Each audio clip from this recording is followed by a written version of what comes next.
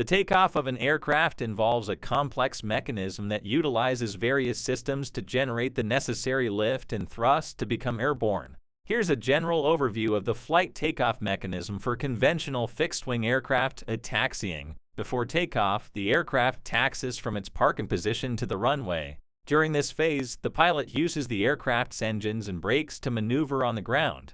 Pre-takeoff checks. The pilot and co-pilot perform a series of pre-takeoff checks to ensure that all systems are functioning correctly. This includes checking the control surfaces, engines, navigation systems, and other critical components. Positioning on the runway. Once cleared for takeoff by the air traffic control tower, the aircraft moves into position on the runway, usually facing into the wind. The headwind helps increase the airflow over the wings during takeoff, aiding in lift generation. Throttle and engine power. The pilot advances the throttle to increase engine power. The engines generate thrust, which propels the aircraft forward. Acceleration and lift generation. As the engines produce more thrust, the aircraft accelerates down the runway. As it gains speed, the shape of the wings and the airfoil design generate lift.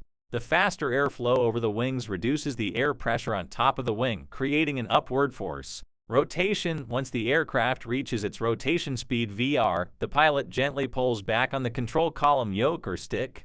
This action raises the nose of the aircraft, and the lift generated by the wings overcomes the weight of the aircraft, causing it to become airborne.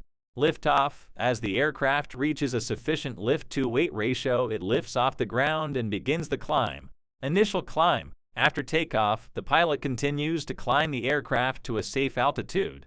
The rate of climb may vary depending on the aircraft type, weight, and other factors. Retraction of landing gear and flaps. Once the aircraft is safely airborne and has cleared the runway, the landing gear and flaps, if extended for takeoff, are retracted to reduce drag and improve fuel efficiency. Transition to level flight. After reaching the desired altitude, the pilot may level off the aircraft and accelerate to the desired cruising speed for the flight. It's important to note that the takeoff procedure can differ slightly based on the type of aircraft, including commercial airliners, general aviation planes, military jets, etc. Additionally, factors such as runway length, aircraft weight, weather conditions, and performance capabilities influence the takeoff process.